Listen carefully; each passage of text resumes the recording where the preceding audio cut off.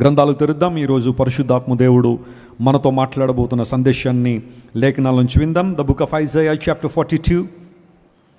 Let us read verse 11. 42వ అధ్యాయము యెషయా గ్రంథం 11వ వచనాన్ని ఈరోజు ధ్యానాంశంగా మనం చదువుకుందాం. అరణ్యమును దాని పురములను కేదారు నివాస గ్రామములను బిగ్గరగా పాడవలెను. శెల నివాసులు సంతోషించుదురుగాక. పర్వతముల శిఖరముల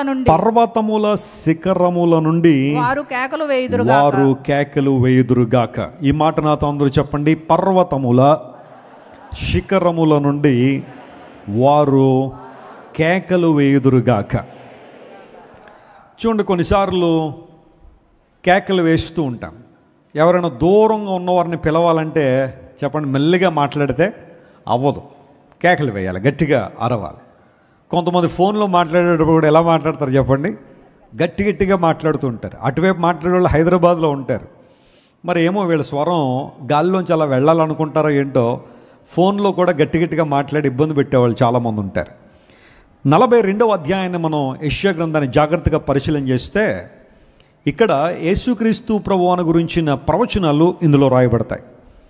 ఆయన ఈ లోకానికి సేవకుడిగా వస్తారని, ఆయన దేవుని ఆత్మను కలిగి ఉన్నారని, ఆయన అన్ని జనులకు న్యాయం కనుపరుస్తారని, నలిగిన రెల్లును ఆయన విరువరని, మకమకలాడుతున్న జనుపునారో ఒత్తిన ఆయన ఆర్పడని, ఇలాంటి విషయాలన్నీ కూడా 42వ అధ్యాయంలో యెషయా గ్రంథంలో మనం చూస్తాం.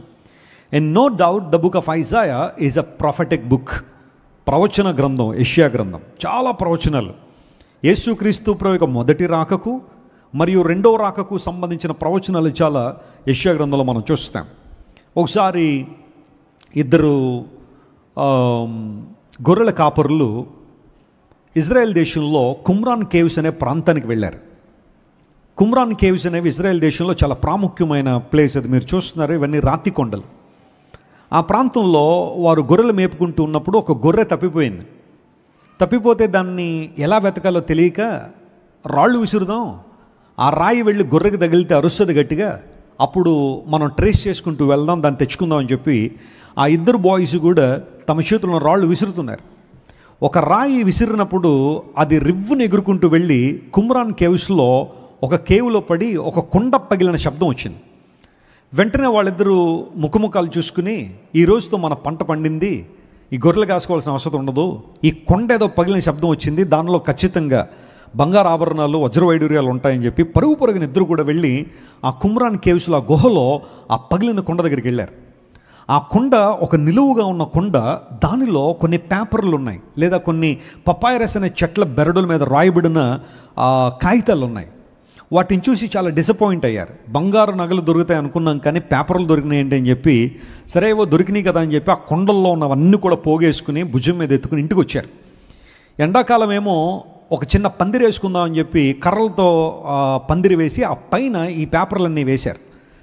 మీలాంటి వాళ్ళు ఎవరో దారిలో వెళ్తూ అన్నారు, అరే బాబు, వాటి మీద ఏవో రాతలు ఉన్నాయి, వాటిని అలా పందిరిగా వాడుకోవడం ఎందుకు, ఎవరైనా మార్కెట్లో కొనుక్కుంటారేమో, ఒకసారి ట్రై చేయి అనగానే ఆ వ్యక్తి బెత్లెహేమ్కి వచ్చి, బెత్లెహేమ్లో ఒక ఆయన ఉన్నాడు, అతనికి వీటిని చూపించాడు. సార్, ఇవి నాకు దొరికినాయి అండి, ఒక చోట, మీకు కావాలంటే తీసేసుకోండి అంటే ఆ వ్యక్తి వాటిని $25కి $25 అంటే ఇప్పుడు ప్రస్తుత మార్గద్రవ్యంలో ఓ 1500 అనుకోండి, ఆ $1500 పెట్టి వాటిని తీసుకున్నాడు. తీసుకుని తన గదిలోనికి వెళ్ళి వాటిని పరిశీలన చేయడం ప్రారంభించాడు. అతను ఎంత లోతుగా పరిశీలన చేస్తున్నాడో అంత అతని ముఖం వెలుగుతూ ఉంది. కారణం ఏంటంటే అవి సామాన్యమైన పేపర్లు కాదు, ఇవి ప్రపంచంలో అత్యంత పురాతనమైన వ్రాతపొతులు, బైబిల్కి సంబంధించిన మాన్యుస్క్రిప్ట్స్ ఇవి అని ఎప్పుడైతే గుర్తించాడో మెల్లగా వాటిని పట్టుకుని దేశం దాటి వేరే దేశం వచ్చాడు, పరాయి దేశం వచ్చాడు, అమెరికా వెళ్ళిపోయాడు. వెళ్ళిన తర్వాత పేపర్లో యాడ్ ఇచ్చాడు, నా దగ్గర బైబిల్ యొక్క పాత వ్రాతపొతులు దొరికాయి, అవి ఎవరికైనా కావాలంటే కొనుక్కోండి అని చెప్పి న్యూయార్క్ టైమ్స్లో యాడ్ ఇవ్వగానే యునైటెడ్ స్టేట్స్కి ఇజ్రాయెల్ దేశం నుండి ఇద్దరు శాస్త్రవేత్తలు లేదా ఇద్దరు ఆర్కియాలజిస్టులు ప్రయాణం చేసుకుంటూ వెళ్ళి వాటిని చూసిన తర్వాత ఇవి బైబిల్ యొక్క పురాతనమైన వ్రాతపోతులు, వీటికంటే ఏన్షియంట్ మ్యానుస్క్రిప్ట్స్ ఇంకా మనకి ఎక్కడ దొరకవని చెప్పి వాటిని $2,50,000 ఖర్చు పెట్టి, అంటే సుమారుగా $2 కోట్ల వాటిని వెచ్చించి వాటిని తీసుకొచ్చి ఈ రోజున ఇజ్రాయెల్ దేశంలో ఇజ్రాయెల్ మ్యూజియం ఒకటి ఉంది, వరల్డ్లో టాప్ 1, 2, 3 మ్యూజియంస్ అని మీరు కొడితే ఖచ్చితంగా ఈ మ్యూజియం పేరు వస్తుంది, Israel museum. Jewish culture and Jewish history అంతా కూడా దానిలో పొందుపరచబడిందో. నేను ఒక 10 సార్లు పైగానే ఇజ్రాయెల్ దేశంలో ఈ మ్యూజియాన్ని దర్శించాను. బైబిల్కి సంబంధించిన అనేకమైన నిదర్శనాలు, రుజువులు ఈ మ్యూజియంలో మనకు కనబడతాయి. ఆ మ్యూజియంలో మీరు చూస్తున్న ఈ ప్రాంతం ఏదైతే ఉందో దాన్ని the shrine of the book అని పిలుస్తారు. ఆ క్రిందకి వెళ్ళిన తర్వాత లోపలికి వెళ్ళగానే మీరు చూస్తున్నారు, ఆ డ్రమ్ చుట్టూ కూడా, ఆ లోపల ఉన్న డ్రమ్ చుట్టూ యెషయా గ్రంథాన్ని అతికించారు. ప్రపంచంలో ఒక విషయాన్ని చెప్పడానికి ఆశపడుతున్నాను. అదేంటంటే, ప్రపంచంలో ఏ మత గ్రంథానికి సంబంధించిన ఏన్షియంట్ మ్యానుస్క్రిప్ట్స్ ఈరోజు మన కళ్ళతో మనం చూడలేం, కానీ నేను ప్రకటిస్తున్న, మనం చదువుతున్న బైబిల్ యొక్క ఒరిజినల్ లేదా ఏన్షియంట్ వ్రాతపత్రులు నేటికి మనం కళ్ళతో చూడగలము అని చెప్పడం నేను చాలా సంతోషిస్తున్నాను. చాలామంది అడుగుతుంటారు, వెస్లీ గారు బైబిల్ గొప్పతనం ఏంటండి అని. Look at this. యెషయా గ్రంథాన్ని నా నేకెడ్ అయితే నేను చూశాను. అక్కడికి వెళ్ళి ఆ యెషయా గ్రంథం చూసినప్పుడు చేతులు వణికాయి. ఆనాడు ప్రవక్త అయిన యెషయా గారు దేవుని ఆత్మ ద్వారా ప్రేరేపించి రాసిన ఆ గ్రంథం యొక్క ఏన్షియంట్ మ్యానుస్క్రిప్ట్స్ ఈ రోజుకి మనం కళ్ళారా చూడగలుగుతున్నాం. ఒక్క ఎస్తేరు గ్రంథం తప్ప, బైబిల్లో రాయబడిన ఎస్తేరు గ్రంథం తప్ప మిగతా గ్రంథాల యొక్క ఆ ఏన్షియంట్ మ్యానుస్క్రిప్ట్స్ అన్నీ కూడా ఈ రోజున పుష్కలంగా లభిస్తూ ఉన్నాయి. ప్రపంచంలో ఏ గ్రంథానికి కూడా ఈ అరుదైన, ఒక మాటలో చెప్పాలంటే ఈ అరుదైన ఆధిక్యత ప్రపంచంలో ఏ గ్రంథానికి లేదు, కేవలం బైబిల్కి మాత్రమే ఉంది. దేవుని నామమున స్తోత్రం కలుగును గాక. అమెరికాలో ఒకసారి మిన్నియాపాలిస్ అనే ప్రాంతంలో, మినెసోటా అనే రాష్ట్రంలో కీర్తనల గ్రంథాన్ని ఎగ్జిబిషన్లో పెట్టారు ఇదే మ్యూజియం వాళ్ళు. అప్పుడు అక్కడికి వెళ్ళి అవి చూశాను. కీర్తనల గ్రంథాన్ని చూశాను, ఆ తర్వాత యెషయా గ్రంథాన్ని చూశాను. కమ్యూనిటీ రూల్ అని ఒకటి ఉంటుంది, పూర్వదినాల్లో ఎసీన్స్ అనబడేవారు రాస్తుండేవారు. వాటికి సంబంధించినవన్నీ కూడా చూసి నేను చాలా ప్రభువును స్తుతించాను. ఒకవేళ మనలో కొంతమందికి స్తోమత లేక అక్కడికి వెళ్ళి చూడలేకపోవచ్చు, కానీ కంగారు ఏం పడక్కర్లా, అందరూ చూడాలని రూల్ అయితే లేదు. కానీ ఆనాడు దేవుడు యెషయాకి ఏ విషయాలు అయితే ప్రవచించారో లేదా బయలుపరిచారో అవి యాస్టీజ్గా దేవుని వాక్యంలో మనకు కనబడుతున్నాయి. కొంతమంది అంటూ ఉంటారు, బైబిల్లో మార్పులు చేర్పులు ఉన్నాయట కదండి, చేంజ్ చేశారట కదండి, బైబిల్ని కావలసినట్టు రాసేసుకున్నారు కదండి అని కొంతమంది అడుగుతూ ఉంటారు. కావలసినట్టు కనుక బైబిల్ని రాసేసి ఉంటే బైబిల్లో కొన్ని పోర్షన్లు ఈరోజు మనం చూడక్కర్లేదు.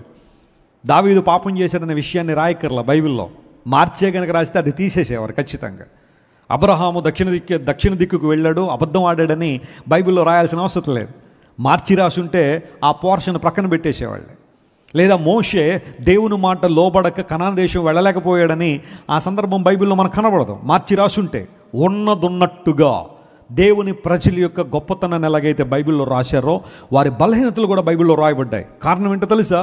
దేవుడు వారు దేవుని దగ్గరికి వచ్చినప్పుడు, క్షమాపణ కోరుకున్నప్పుడు వారి బలహీనతలు క్షమించి వారిని ఎలా బలంగా వాడుకున్నాడో నిదర్శనాలు బైబిల్లో స్పష్టంగా ఉన్నాయి. రాసి లేదా మార్చి బైబిల్ని రాయలేదు. దేవుని వాక్యం ఉన్నదన్నట్టుగా మన చేతుల్లోకి వచ్చింది. And I'm telling you my friends, until the return of Jesus, Yesu Kristu ప్రభు రెండోసారి ఈ భూమి మీదకి వచ్చేంత వరకు కూడా బైబిల్ని ఎవరో మార్చలేరు. బైబిల్ మార్చబడే గ్రంథం కాదు, ఉన్నదన్నట్టుగా అందరి చేతుల్లోకి వస్తుంది. దేవుని నామమున స్తోత్రం కలుగును గాక.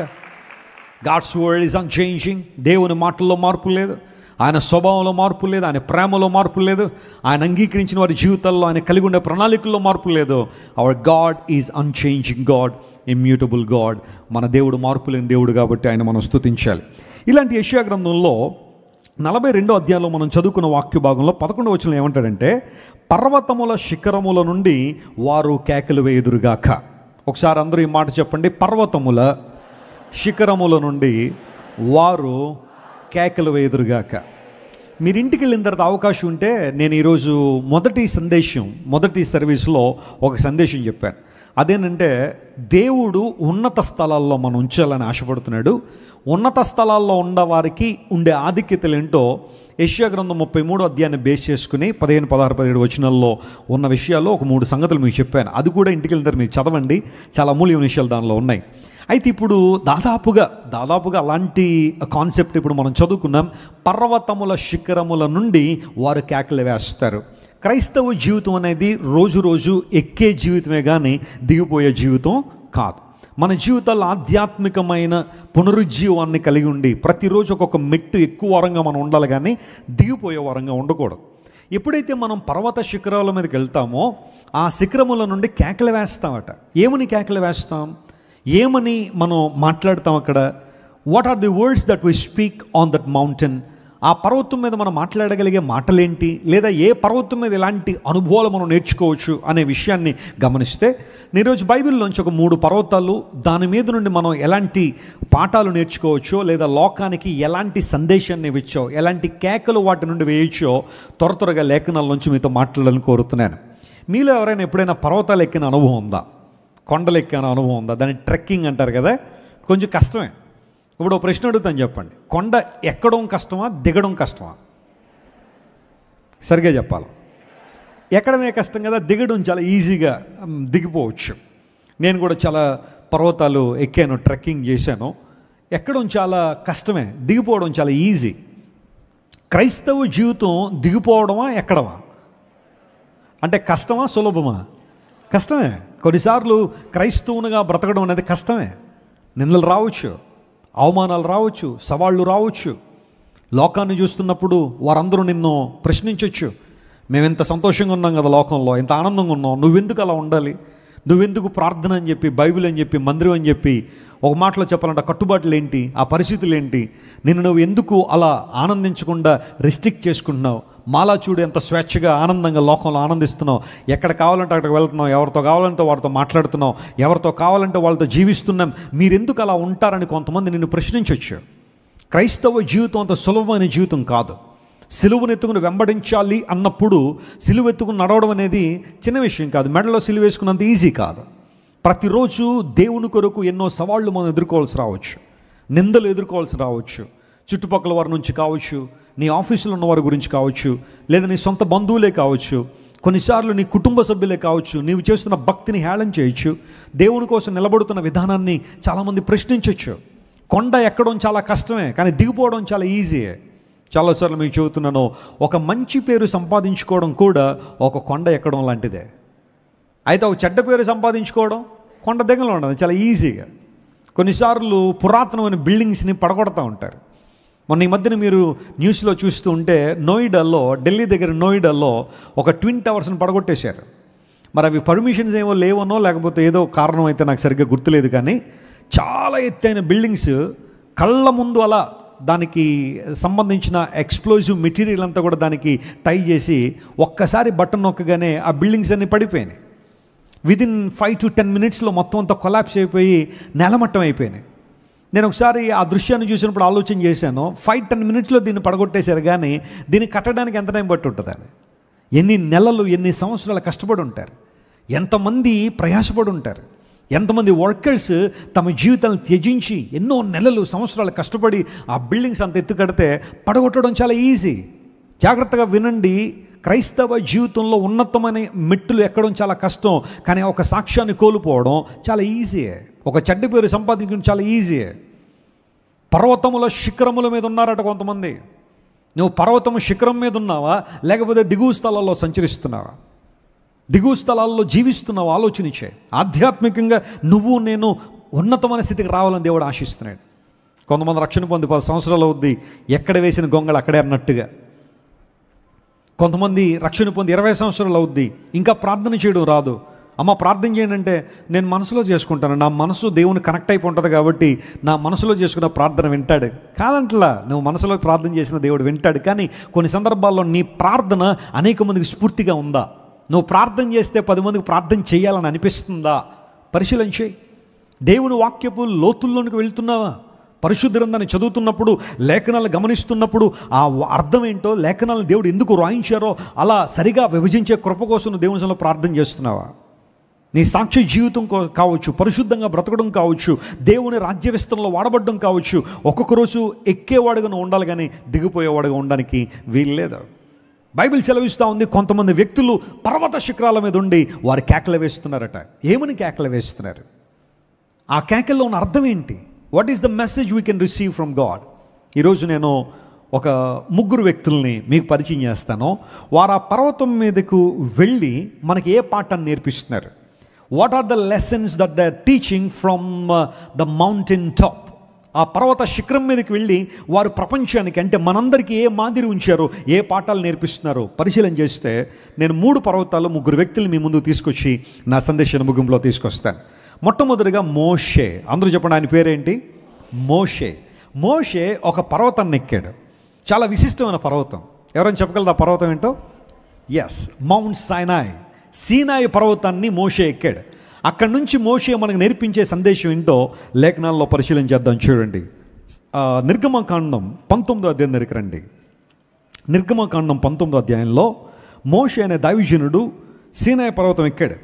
ఆ పర్వతం ఎక్కిన తర్వాత అక్కడి నుంచి అతడు ఏ పాఠాన్ని మనకు నేర్పిస్తున్నాడో పరిశీలన చేద్దాం. Exodus chapter 19 and let us read verse 19. 19 దానిలో ఇలా రాయబడింది. ఆ బూరధ్వని అంతకంతకు బిగ్గరగా మ్రోగెను. మోషే మాటలాడుచుండగా దేవుడు కంఠస్వరము చేత అతనికి ఉత్తరం ఇచ్చుచుండెను. స్తోత్రం చెప్పండి ఒకసారి. హల్లెలూయా. ఇక్కడ మొదటి పర్వతాన్ని, పర్వత శిఖరముల మీద నుండి కేకలు వేస్తున్నారన్నారు కదా. ఏం కేకలు వేస్తున్నావు మోషే అంటే, మోషే సీనాయి పర్వతం నిలబడి ఇలా అంటాడు. మనం గనక వినగలిగితే ఏమంటాడు తెలుసా? నా దేవుడు మాట్లాడే దేవుడు అంటాడు. Praise the lord. My God is able to speak to us. ఆయన మౌనంగా ఉండే దేవుడు కాదు, కంఠస్వరము చేత దేవుడు ఏం చేస్తున్నాడంట? మాట్లాడుతుంటే ఆ బూరధ్వని అంతకంతకు ఏమైందంట? అధికముగా, మరింత గట్టిగా మ్రోగింది అని బైబిల్లో రాయబడి. జాగ్రత్త వినండి. ఇశ్రాయేలు ప్రజలు ఎన్ని సంవత్సరాలు ఐగుప్తు దేశంలో బానిసలుగా ఉన్నారు? ఆ బాల్కనీ క్రింద ఉన్న వాళ్ళు చెప్పండి, ఎన్ని సంవత్సరాలు ఉన్నారు? 400 years. Very nice. సుమారుగా 4 శతాబ్దాలు బానిసలుగా ఉన్నప్పుడు దేవుడు మోషేని ఏర్పాటు చేసుకుని వారికి విడుదల ప్రకటించారు. పస్కా గొర్రె పిల్ల వధించబడిన రాత్రి ఇశ్రాయేలు ప్రజలకు విడుదల వచ్చింది. వారందరూ ప్రయాణం ప్రారంభించారు. మెల్లగా ప్రయాణం చేసుకుంటూ వచ్చేసరికి మీరు 17వ అధ్యాయం నిర్గమకాండం చదివితే అక్కడ రెఫీదీము అనుభవాన్ని చూస్తారు. రెఫీదీము దగ్గర అమాలేకీయులు ఇశ్రాయేలు ప్రజల్ని అటాక్ చేశారు. దేవుడు వారికి అద్భుతమైన విజయాన్ని ఇచ్చి యెహోషువ క్రింద పోరాడుతున్నాడు. మోషే ఒక చిన్న పర్వతాన్ని ఎక్కాడు. అక్కడ చేతులు పైకెత్తినప్పుడు ఇశ్రాయేలు ప్రజలకు విజయం వస్తూ ఉంది. కొంచెం భారం అయిపోయి చేతులు దింపేసినప్పుడు ఇశ్రాయేలు ప్రజలు ఓడిపోతున్నారు. ఈ విషయాన్ని చూసిన అహరోను మరియు హూరు మోషే చేతులు ఎత్తిపట్టుంచగానే ఇశ్రాయేలు ప్రజలు విజయం వచ్చింది. అక్కడి నుంచి వారు బయలుదేరి వస్తూ ఉంటే 18వ అధ్యాయం దగ్గరికి వచ్చేసరికి మోషే తన మామయ్య అయిన ఇత్రో గారిని కలుసుకున్నాడు. ఇత్రో గారి సలహా, నీవు కొంతమంది వ్యక్తులను నాయకులు నియమించాలా, ఈ భారం అంతా నువ్వు ఒక్కడే భరించడానికి లేదు, ఇంతమందికి న్యాయం తీర్చాలంటే నీవు ఒక్కడ వాళ్ళు ఎక్కడవద్దు మోషే, నువ్వు నాయకులు నియమించు అన్నప్పుడు ఆ వర్క్ డెలిగేషన్ అనేది మోషే తన మామగారి దగ్గర 18వ అధ్యాయంలో నేర్చుకున్నాడు. ఆ తర్వాత 19వ అధ్యాయం దగ్గరికి వచ్చేసరికి నిర్గమకాండంలో చాప్టర్ 19 చాలా ప్రాముఖ్యమైన అధ్యాయం. ఎందుకోసం అంటే ఇశ్రాయేలు ప్రజలు ఐగుప్తు నుండి బయలుదేరిన 3వ నెలలో, అంటే 3వ నెల ప్రారంభంలోనే, అంటే ఫర్ ఎగ్జాంపుల్ ఒక 60 days గతించిన తర్వాత వారు సీనాయి పర్వతం దగ్గరికి వచ్చేసారు. ఏ పర్వతం క్రింద అయితే ఆ హోరేబు పర్వతం నుండి మోషేతో దేవుడు మాట్లాడాడో ఆ పర్వతానికి మరలా దేవుడు తీసుకొచ్చాడు మోషేను, అతని జనాంగాన్ని. వారందరూ అక్కడికి వచ్చిన తర్వాత దేవుడు అన్నాడు, మోషే నువ్వు పర్వత శిఖరం మీదకి రా, మనుషులందరూ కూడా తమ బట్టలు ఉతుక్కోమని చెప్పు, వారందరూ పరిశుభ్రంగా ఉండాలి, పరిశుద్ధంగా ఉండాలి. ఎందుకోసం అంటే నేను నీతో మాట్లాడబోతున్నాను, ఒక అద్భుతమైన న్యాయ విధులు నీకు ఇవ్వబోతున్నాను, కాబట్టి నీవు మాత్రమే కాదు నీ చుట్టూ ఉన్న నీ ప్రజలందరూ కూడా పరిశుద్ధంగా ఉండాలన్నప్పుడు ప్రజలందరూ తమను తాము శుద్ధిపరుచుకుని బట్టలు ఉతుక్కుని వారు 3 రోజులు అలా ఉండగానే దేవుడు అన్నాడు, Moshe come to the mountain top, peak of the mountain, ఈ పర్వతం మీదకి వచ్చేసాయి అన్నాడు. సీనాయి పర్వతం హోరేబు పర్వతం దగ్గర నుండి 7,000 అడుగులు ఎత్తుంటుంది.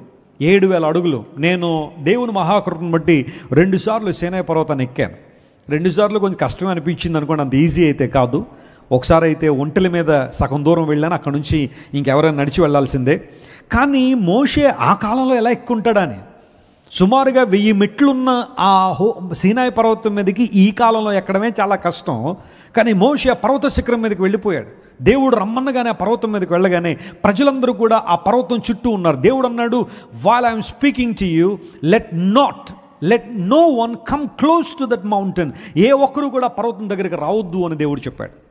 ఇంక వారు ఏ పని చేయడానికి వీల్లేదు. They have to simply sit and quiet, be quiet. వారు కామ్గా కూర్చోమని అంతే.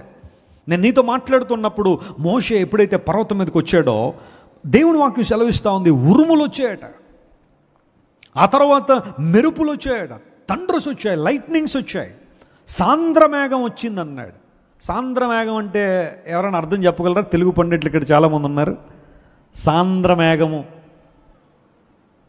చెప్పండి, పర్లేదు, ఎవరో ట్రై చేస్తున్నారు, మాకెందుకులేండి అన్నారు. ఈ తెలుగు పదాలు కొన్నిసార్లు మనకి తెలుగు చాలా చెప్పండి ఎలా ఉంటుంది చెప్పండి.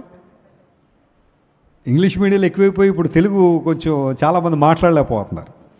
మళ్ళీ ఇదేదో నేను రాజకీయ స్టేట్మెంట్ అనుకోకండి దీన్ని, ఓకే. చాలా పదాలు మనకి ఇంగ్లీష్లో వచ్చినాయి, ఎందులో రావు చెప్పండి, తెలుగులో రావు. నేను కొన్ని అడుగుతాను చెప్పండి. ఫోన్ని తెలుగులో ఏమంటారు చెప్పండి? ఫోన్, నేను సెల్ ఫోన్ అనలేదు, మామూలు ఫోన్ అన్నాను, వాణి. ఇప్పుడు సెల్ ఫోన్ ఏమంటారు తెలుసా? చెప్పారు ఆల్రెడీ, చరవాణి. ఓకే, కంప్యూటర్ని ఏమంటారు చెప్పండి? అందరూ కంప్యూటర్ వాడతాం కదా, ప్రతి ఇంట్లో ఏదో కంప్యూటర్ ఉంటుంది కదా. కంప్యూటర్ని ఏమంటారు చెప్పండి? సంగణకం అంటారు.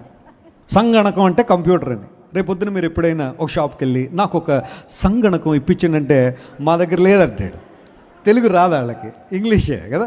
కంప్యూటర్ అనేది సంగణకం అంటారు దాన్ని. ఆ తర్వాత క్యాలిక్యులేటర్ని ఏమంటారు చెప్పండి? క్యాలిక్యులేటర్ వాడతాం కదా, గణన యంత్రం. బాబు ఆ గణన యంత్రంలో 2+2 ఎంతో చూడండి ఆయన. ఇవన్నీ తెలుగు పదాలు మనకి అంత ఈజీగా రా. ఇంటర్నెట్ ఏమంటారు చెప్పండి? Internet, very nice. అంతర్జాలం, అందులోనే నెట్ అనే పదం ఉంది, అదొక నెట్. అది ఇప్పుడు అందరినీ చెప్పండి ఏం చేస్తుంది, ఆ నెట్లో బంధించేస్తుంది కదా. ఆ తర్వాత వెబ్సైట్ని ఏమంటారు చెప్పండి? వెబ్సైట్, మనకు ఏదైనా కావాలంటే ఇప్పుడు వెబ్సైట్ ఓపెన్ చేస్తాం కదా, వలయస్థానము అంటారు. చెప్పండి ఏమంటారు దాన్ని? వలయస్థానం అని. ఇలాంటివన్నీ తెలుగు పదాలు. ఇంగ్లీష్ మనకి ఎక్కువ వస్తాయి. అంబులెన్స్ అనే ఆ పదానికి మన తెలుగు పదం మనకు తెలియదు ఏ ఒక్కరికి. అంబులెన్స్ అనే ఏదో కష్టపడి అనేస్తాం కానీ అంబులెన్స్ అనే పదానికి తెలుగు పదం లేదు. సాంద్ర మేఘం అంటే థిక్ క్లౌడ్ అని అర్థం, dark cloud. Thunders, lightnings, dark cloud and trumpet sound. దేవుడు మాట్లాడుతుంటే బోరధ్వనిలాగా వినపడుతుందంట ఆ ధ్వని. అక్కడున్న వాళ్ళందరూ వణికారట దేవుడు మాట్లాడుతుంటే, ఆ స్వరం మాట్లాడుతుంటే. మోషే ఆ పర్వతం మీద నిలబడ్డాడు. దేవుడు మాట్లాడుతుంటే మోషే కూడా ప్రత్యుత్తరం ఇస్తున్నాడట. ఆ ఉత్తర ప్రత్యుత్తరాలు ఎలా ఉన్నాయంటే బోరధ్వని అంతకంతకు ఏమవుతుందంట, మోగింది. ఒక మాట చెప్తాను, చాలా జాగ్రత్తగా గమనించండి. దేవుని సన్నిధిలో నువ్వు ఎంత సమయాన్ని అయితే గడుపుతావో, ఎంత ఇంటెన్సిటీ అయితే నువ్వు దేవుని సన్నిధిలో గడపడానికి ఇష్టపడుతుంటావో, అంత బిగ్గరగా దేవుని స్వరాన్ని వింటావు. దేవుని నామమున స్తోత్రం కలుగును గాక. అంత క్లారిటీగా దేవుడు నీతో మాట్లాడుతుంటావు, అంత స్వచ్ఛమైన విధానంలో దేవుని స్వరం నువ్వు వింటావు. కొన్నిసార్లు మన చుట్టూ ఉన్న రకరకాలైన డైవర్షన్స్, లేకపోతే కొన్ని రకాలైన శబ్దాల వలన దేవుని స్వరాన్ని సంపూర్ణంగా వినలేకపోతున్నావు. కానీ దేవుని సన్నిధిలో నువ్వు కూర్చోగలిగితే, పట్టుదల కలిగి కూర్చోగలిగితే, దేవుని స్వరం నిన్ను నిలబెడుతుంది. ఆ స్వరం నిన్ను బాగు చేసేది. మోషే పర్వతం మీద నిలబడినప్పుడు ఆ బూరధ్వని బిగ్గరగా మోగిందట. మోషే మాట్లాడుతుంటే దేవుడు కంఠ స్వరం ద్వారా ఉత్తరం ఇచ్చాడని. మీరు ఇంటికి వెళ్ళిన తర్వాత చాప్టర్ 20 మీరు చదివితే, ఎక్సోడస్ చాప్టర్ 20 మీరు చదివితే, that's where you will find 10 commandments of God.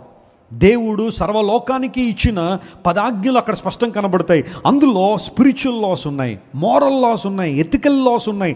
దేవుడు ఒక మనిషి సమగ్రంగా జీవించాలంటే ఏం చేయాలో అవన్నీ కూడా అక్కడ తెలియజేశారు. 10 commandments. మీరు ఎవరైనా లాయర్లను కానీ, జడ్జిలను కానీ, అడ్వకేట్లను కానీ మీరు అడిగితే 10 commandments గురించి బైబిల్లో ఈ విషయాలు చూపించి what is the law about అని అడగండి. వారు అంటారు లా అంతా కూడా ఇక్కడే ఉందని అంటారు. దేవుడు చెప్పిన మాటలన్నీ కూడా స్పష్టంగా నెరవేరినాయి. చాలామంది అంటూ ఉంటారు, వెస్లీ గారు దేవుడు ఉన్నాడని మనం ఎలా రుజువుపరచండి, మా భర్త దేవుడు లేడని అంటున్నాడు, లేదా మా కుమారుడు దేవుడు లేడని వాదిస్తున్నారు. What are the evidences that we can prove that God exist? దేవుడు ఉన్నాడని మనం ఎలా చెప్పగలచ్చు అంటే, చాలా విషయాల్లోనే దేవుడు ఉన్నాడని ప్రూవ్ చేయడానికి అందులో ఒకటి మారల్ వాల్యూస్, నైతిక విలువలు, లేదా మారల్ వాల్యూస్ అంటే నీతి నియమాలు మనిషికి ఎవరు నేర్పించారు. ఫర్ ఎగ్జాంపుల్ ఈ 10 commandmentsలో మనం చూస్తే నరహత్య చేయకూడదు అని దేవుడు అన్నాడు. ఈ రోజున మీరు ఏ దేశం వెళ్ళినా నరహత్య చేయొచ్చు అన్న దేశం ఎక్కడా లేదు. ప్రపంచంలో 250 దేశాలు, 284 దేశాలు అనుకోండి. అందులో ప్రాముఖ్యంగా 250 దేశాలు, అందులో 196 సావరెన్ కంట్రీస్ ఉన్నాయి. ఎవరికి వారు పరిపాలన చేసుకుంటున్నారు. ఈ దేశాల్లో ఎక్కడైనా నరహత్య చేస్తే పర్వాలేదు అన్న దేశం ఒకటైనా ఉందా? ఎక్కడ ఉండదు. మీకు ఏ దేశానికి వెళ్ళినా ఒక వ్యక్తిని చంపితే అది ఖచ్చితంగా నేరమే. మన భారతదేశంలో కావచ్చు, మరొక దేశంలో కావచ్చు, నరహత్య నేరం అని మనిషికి ఎవరు చెప్పారు? ఒక మనిషిని చంపడం తప్పని ఎవరు చెప్పారు? లా పుస్తకాల్లో ఉందండి, పీనల్ కోడ్లో రాయబడిందండి, లేకపోతే రాజ్యాంగంలో రాసి ఉందండి, వారికి ఎవరు చెప్పారు, అలా రాసిన వాళ్ళకంటే వారెవరో వేరే వాళ్ళు చెప్పారు, వాళ్ళకి ఎవరు చెప్పారు, మళ్ళీ వేరే వాళ్ళు ఎవరు చెప్పారు, అలా ఆ కనెక్షన్ అంతా మనం తీసుకుని వెళ్తే ఆరిజిన్ దగ్గరికి వస్తే ఇది తప్పు ఇది ఒప్పు అని మనిషికి చెప్పింది ఎవరు? నరహత్య చేయకూడదు, వ్యభిచరించకూడదు, దొంగిలకూడదు, అబద్ధ సాక్ష్యం పలకద్దు, నీ పొరుగు వాంది ఏది ఆశించొద్దు అని ఏదైతే దేవుడు ఆనాడు మోషేకి ధర్మశాస్త్ర రూపంలో ఈ విషయాలు చెప్పారో, ఈ రోజున లా అంతా అదే, ధర్మశాస్త్రం అంతా, లేకపోతే ఆ శిక్షా స్మృతి అంతా కూడా దానిలోనే పొందుపరచబడి ఉంది. ఎందుకు మాట చెబుతున్నాను తెలుసా? మోషేని అడిగితే అంటాడు పర్వతం మీద నిలబడి, what you can say Moses అంటే దేవుడు అంటాడు, నా దేవుడు మౌనంగా ఉండేవాడు కాదు, ఆయన మాట్లాడే దేవుడు. దేవుని స్తోత్రం చెప్పండి, హల్లెలూయా. పర్వత శిఖరముల మీద నుండి వారు ఏం చేస్తున్నారట? కేకలు వేస్తున్నారు. మోషే మీరు వేసే కేక ఏంటి అంటే ఆయన అన్నాడు, my God is the one who speaks to us. మన దేవుడు తన కంఠస్వరంతో మనతో ఏం చేస్తున్నాడు? ఆయన మాట్లాడే దేవుడు. వినగలిగే చెవి నీలో ఉందా? గ్రహించగలిగే మనసు నీలో ఉందా? చాలాసార్లు దేవుని సందుకు వస్తాం, దేవుడు మాట్లాడాలి అనుకుంటాం, కానీ మన ఉద్దేశాలు వేరుగా ఉంటాయి, మనకు ఆలోచనలు వేరుగా ఉంటాయి. కొంతమంది దేవుని సందుకు వచ్చి ఎక్కడో ఆలోచన చేస్తూ ఉంటారు. విడిచి వచ్చిన గృహం దగ్గర, ఆ ఇంట్లో విడిచి వచ్చిన పిల్లల మీద, లేకపోతే పొయ్యి మీద పెట్టిన కూర మీద కొంతమందికి దృష్టి ఉంటుంది. వాక్యం చెబుతూనే ఉంటారు, ఇక్కడ సమయం అయిపోతున్నట్టు వారి దృష్టి అంతా ఏదో ఆలోచన చేస్తుంటారు. కొంతమంది ఉంటారు పుస్తకాలు తెచ్చుకుని దానిలో ఏవో రాస్తూ ఉంటారు, మెసేజ్ జరుగుతూ ఉంటాయి. ఈ మెసేజ్ సంబంధించిన రాస్తారనుకుంటాం మేము, కానీ అది కాదు, ఏదో రాస్తూ ఉంటారు వాళ్ళు, ఏదో గుర్తు వస్తూ ఉంటుంది. కొన్ని సంఘాల్లో కార్పెట్లు ఉంటాయి, ఆ కార్పెట్ల మీద కూర్చున్న తర్వాత పెన్ ఒకటి తీసుకుని ఖాళీగా ఉండకుండా వాక్యం జరుగుతుంటే ఐ లవ్ జీసస్ అని రాస్తారు. ఎక్కడ? కార్పెట్ల మీద. నువ్వు దేవుని ఏం ప్రేమిస్తున్నావు? వాక్యం అనకుండా నువ్వు కార్పెట్ మీద I love Jesus, I die for Jesus అంటే ఉపయోగం ఏముంది? నువ్వు వాక్యం వినకుండా, వాక్యానికి లోబడకుండా. Can you prove your love toward God by obeying to his voice? ఆయన స్వరానికి లోబడడం ద్వారా నీ ప్రేమను రుజువు చేయగలవా? దేవుడు మాట్లాడే దేవుడు, ఆయన వినగలిగే శక్తి నీలో ఉంటే మాట్లాడడానికి సిద్ధంగా ఉన్నాడు. ఆయన తన వాక్కును పంపి వారిని ఏం చేశారట? బాగు చేశాడని. నా జీవితంలో ఎన్నోసార్లు దేవుని స్వరాన్ని వినగలిగే కృప దేవుడు ఇచ్చాడు. వాక్యం చదువుతుండగా దేవుడు మాట్లాడిన అనుభవాలు, వాక్యం వింటుండగా దేవుడు మాట్లాడిన అనుభవాలు. మీ జీవితంలో గల అనుభవాల్లో ముందు కొనసాగాలని కోరుతున్నాను. మోషే, నువ్వు పర్వత శిఖరం ఎక్కావు కదా, సేనాయి పర్వతం మీద, ఏం చెప్పాలనుకుంటున్నావు? నా దేవుడు మౌనంగా ఉండేవాడు కాదు, ఆయన మాట్లాడే దేవుడు. కష్టంలో ఉన్నావా? శ్రమలో ఉన్నావా? ఒక ఇబ్బందికర పరిస్థితులు ఉన్నావా? ఏం చేయాలో అర్థం కావట్లేదా? ఎటు పోవాలో తెలియట్లేదా? ఎలాంటి పరిస్థితులు గుండా ఈ పరిస్థితిని ఎలా జయించాలన్న అనుభవం తెలియక ఇబ్బంది పడుతున్నావా? Focus on God's word. దేవుని వాక్యం మీద లక్ష్యం ఉంచు. ఆయన నీతో మాట్లాడే దేవుడు. ఆయన పరిశుద్ధ గ్రంథం దేవుని మాట గనుక ప్రతి మాటలో దేవుని యొక్క స్వరము, ఆయన యొక్క బలము, ఆయన అభిషేకం ఉంది కనుక వాక్యం చదువుతుండగానే దేవుడు నీతో మాట్లాడుతుంటాడు. ఒకనొక రాజ్యంలో ఒక జమీందార్ గారు జీవిస్తూ ఉన్నాడు. జమీందార్ అంటే తెలుసు కదా, ఇంక వాళ్ళకి లోటు ఏమి ఉండదు. డబ్బుకు కానీ, అధికారానికి కానీ, పవర్కి కానీ, భూములు పొలాలు ఇవన్నీ చాలా ఎక్కువ ఉన్నాయి. అతని జీవితంలో అన్నీ ఉన్నాయి కానీ మనశ్శాంతి లేదు, సంతోషం లేదు, సమాధానం లేదు. చూస్తున్నాడు, ఎన్నో ప్రయత్నాలు చేస్తున్నాడు. సాయంకాలం అయిపోయేసరికి నృత్యాలు, నాట్యాలు అన్నీ వేయించుకుంటున్నాడు, అయినా సంతోషం లేదు. సురాపానం సేవిస్తున్నాడు, అయినా సంతోషం లేదు. ఎన్నో ప్రయత్నాలు చేస్తున్నాడు తన వల్ల, కానీ అతనికి ఎక్కడ సంతోషం, మనశ్శాంతి దొరకట్లేదు. ఒకరోజు నిర్ణయించుకున్నాడు ఆత్మహత్య చేసుకోవాలని, చనిపోవాలని. ఎందుకోసం అంటే ఇన్ని నా జీవితంలో ఉండగా ఇవేవి కూడా నాకు ఆనందాన్ని ఇవ్వట్లేదు కాబట్టి ఇంక నేను చనిపోవడం బెటర్ అని ఆత్మహత్య చేసుకోవాలని నిర్ణయించుకున్నాడు. తన రథ సారథిని పిలిచాడు. బాబు రథం కట్టేలా బయటికి వెళ్దాం అన్నాడు. ఆ వ్యక్తి రథం కట్టాడు. ఈ వ్యక్తి రథంలో కూర్చున్నాడు. రథం రోడ్ల మీద వెళ్తుంది. ఎక్కడికి పోనిమ్మంటారు సార్ అని అడిగాడు. నువ్వు పోనే అన్నాడు. ఎక్కడికి వెళ్తారో తెలియదు, చచ్చిపోవడానికి అయితే వెళ్తున్నాడు. ఈయన ప్లాన్ ఏంటంటే ఆ రథాన్ని ఒక చోట తీసుకెళ్ళి ఆ వ్యక్తిని వెనక పంపించేసి ఈ వ్యక్తి వెళ్ళి ఏ నదిలోనో లేకపోతే మరి ఎక్కడైనా సూసైడ్ చేసుకోవాలని ఆలోచన. ఒకటైతే వాస్తవం, తన మరలా ఇంటికి రావాలని అనుకోలేదు. ఆ రథం ఎక్కి కూర్చున్నాడు. ఆ రథం మెల్లగా ఆ నగర వీధుల్లో వెళ్తుండగానే ఆ వ్యక్తి అలా రథంలో కూర్చున్నాడు. ఓపెన్ టాప్ చారియట్ అది. దానిలో కూర్చోగానే రివ్వున ఎగురుకుంటూ వచ్చి ఒక పేపర్, చుట్టబడిన పేపర్ అతని యొక్క ఒళ్ళో పడింది. వెంటనే దాన్ని తీశాడు పైకి. ఎవరు వేశారు, ఏంటిది అని చెప్పి అలా చూసేసరికి దానిలో ఒక వాక్యం ఉంది. అదేంటో తెలుసా? ప్రయాసపడి భారం మోసుకుంటున్న సమస్త జనులారా నా యొద్దకు రండి, నేను మీకు విశ్రాంతినిస్తాను అనే ఆ మాటను చూశాడు. వెరీ ఫస్ట్ టైం విశ్రాంతినిస్తాను, నా దగ్గరికి రండి అని ప్రభు చెప్పిన మాటను చదివాడు. రథాన్ని ఆపమన్నాడు. ఇతని ఎక్స్పెక్టేషన్ ఏంటో తెలుసా? ఇంకో పేపర్ ఏమైనా వచ్చి పడద్దేమో నా ఆలోచన. ఆయన అనుకున్నట్టుగానే విదిన్ ఫ్యూ మినిట్స్లో మరలా ఇంకొక పేపర్ వచ్చి తన ఒళ్ళో పడింది. దానిలో ఏముందో తెలుసా? The wages of sin is death. పాపంలో వచ్చే జీతం మరణం. అయితే యేసుక్రీస్తు ప్రభువులో కృపావరం ఉంది. అదేంటో తెలుసా? దేవుడు అనుగ్రహించిన నిత్య జీవం. Eternal life is God's gift. పాపం వల్ల మనిషి మరణాన్ని కొని తెచ్చుకోవాల్సిందే, కానీ క్రీస్తు ప్రభువును అంగీకరించేవారు నిత్య జీవాన్ని పొందుతారని రోమా 6:23 రాయబడిన ఆ మాటను ఒకసారి పరిశీలన చేశాడు. ఆ మాటలు రాగానే తన కళ్ళ వెంట నీళ్ళు వస్తున్నాయి. సువార్త సత్యాన్ని అర్థం చేసుకున్నాడు. ఈ కాగితాలు ఎక్కడి నుంచి పడుతున్నాయా అని చెప్పి ఆలోచన చేసి అలా పైకి చూస్తే ఆ ప్రక్కన ఒక చిన్న డాబా, ఆ డాబాలో ఒక కిటికీ, ఆ కిటికీలోంచి ఎవరో వేస్తున్నారు బయటికి. ఈరోజు చచ్చిపోవాలని వెళ్తున్న నన్ను బ్రతికించారు. మరణ పంచును ఉండాల్సిన నన్ను ఈ వాక్యం బ్రతికించింది. I need to see that person. ఆ వ్యక్తిని నేను చూడాలి, ఆ వ్యక్తికి నేను అభినందన తెలియచేయాలి, కృతజ్ఞత తెలియచేయాలని రథం దిగి ఆ మెట్లకి పైకి వెళ్ళాడు. పిల్లలు గమనించండి, అతను ఎప్పుడైతే అలా లోపలికి వచ్చాడో ఆ కిటికీ దగ్గర ఉన్న ఒక దృశ్యాన్ని చూసి బోరున ఏడవడం ప్రారంభించాడు. ఆ దృశ్యం ఏంటో తెలుసా? ఒక 2 కాళ్ళు లేని ఒక యవనస్తుడు ఒక కుర్చీలో కూర్చుని కాగితాల మీద దేవుని వాక్యాలు రాసి ఆ కిటికీలోంచి బయటకు వేస్తున్నాడు. ప్రభువా, ఈ మాట ద్వారా ఎవరినైనా పట్టుకో ప్రభువా, ఈ వాక్యం ద్వారా ఎవరో ఒకరిని కాపాడిన ఆయన, ఈ వాక్యం ద్వారా ఎవరో ఒకరు రక్షించు ప్రభువా, సత్యంలో తీసుకురా నాయన, నీ వాక్యం జీవం గలదు ప్రభువా, ఈ జీవం గల వాక్కుతో ఎవరినైనా పట్టుకో ప్రభు అని ప్రార్థన చేస్తూ ప్రార్థనాపూర్వకంగా ఆ కాగితాల చుట్టూ పైకేస్తున్నాడు. అంతకుముందు అతను రక్షించబడినప్పుడు, అమ్మ నేను దేవుని కోసం ఏదైనా చేస్తానంటే చాలామంది నిరుత్సాహపరిచారట. నువ్వేం చేస్తావు, 2 కాళ్ళు లేనోడివి, దేవుని కోసం ఏం చేస్తావంటే ఈ వ్యక్తి నిర్ణయం తీసుకుని నా కాళ్ళు లేవు సరే, ఆసక్తిని మాత్రం ఎవరో చంపలేరని ఆ కిటికీ దగ్గర కూర్చుని కాగితాలు చిన్న చిన్న ముక్కలుగా చేసి వాటి మీద దేవుని వాక్యాన్ని రాసి బయటకు వేస్తున్నాడు. కొన్ని వేల పేపర్లు వేసి ఉంటాడేమో బయటికి, ఆ స్లిప్స్ వేసి ఉంటాడేమో బయటికి. ఆ రోజు ఎవరిని పట్టుకోవాలో ఆ వాక్యం అతను పట్టుకుంది. సూసైడ్ చేసుకుని వెళ్ళిపోతున్న ఆ వ్యక్తి రథం మీద వెళ్తుంటే ఆ కాగితం అతను పట్టుకుంది. పైకి వచ్చాడు. బాబు నువ్వేనా ఈ కాగితాల కిందకు వేస్తుంది? అవునండి. ఈరోజు కనుక ఈ పేపర్ నా ఒళ్ళో పడకపోయి ఉంటే నేను చచ్చిపోయాను పాటికి. Thank you for saving my life అని ఆ వ్యక్తిని కౌగలించుకుని ఆ వ్యక్తి ఏడ్చాడు. జమీందర్ ఏడవడం మాత్రమే కాకుండా ఇంకా ప్రభు మాటలు ఎక్కువగా తెలుసుకున్న తర్వాత ఇంటికి వెళ్ళిన తర్వాత ఆయన ఒక నిర్ణయం తీసుకున్నాడు. ఒక కాళ్ళు లేని ఒక చిన్న అబ్బాయే దేవుని వాక్యాన్ని స్ప్రెడ్ చేయాలన్నంత ఆలోచన కలిగి ఉండి చచ్చిపోతున్న నన్ను బ్రతికించాడు కాబట్టి నాకున్న ఆస్తి అంతా కూడా దేవుని కోసం వినియోగిస్తాను, బైబిల్ ముద్రించడానికి ఉపయోగిస్తానని నిర్ణయం తీసుకున్నాడు. దేవుని నామమున స్తోత్రం కలుగును గాక. మరికొద్ది సేపట్లో చచ్చిపోబోయే ఆ వ్యక్తి దేవుని వాక్యం ద్వారా పట్టబడిన తర్వాత అతనుకున్న ఆస్తి అంతా కూడా దేవుని వాక్యాన్ని ముద్రించడానికి ఉపయోగించి అనేక మందికి బైబిల్ పంచిపెట్టాడు. దేవుని సువార్త వెదజల్లింది. గట్టిగా చప్పట్లు కొట్టి దేవుని అన్మాయపరిచిన what a great story days. వాక్యం బ్రతికించిందా లేదా? కొన్నిసార్లు లోక సంబంధన జ్ఞానం నేను బ్రతికిస్తుంది అనుకుంటున్నావు. లోక సంబంధం మనుషులకు సలహాలు నీ సమస్యలను విడుదల చేస్తాయని పరిగెడుతున్నావు.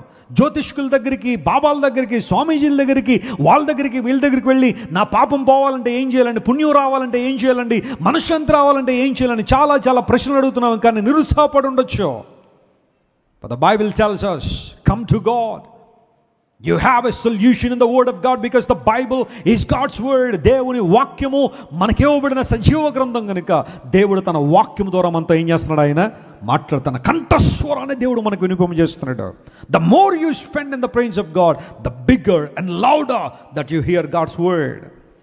దేవుని వాక్యాన్ని నువ్వు ఎంత ప్రేమించి అనుసరణలో కూర్చుంటావో దేవుడు తన స్వరాన్ని నీకు ఏం చేస్తాడు? ఆయన వినిపింపజేస్తుంటాడు. నేను సేవలోకి వచ్చిన తొలి దినాల్లో కొన్ని రకాల ఆలోచనలు ఉండేవి. నాకు అది ఉంటే అలా చేసేస్తాను, ఇది ఉంటే ఇలా చేసేస్తాను, నాకు దేవుడు అవకాశాలు ఇస్తే అలా చేసేస్తానని చాలా ఉండేది.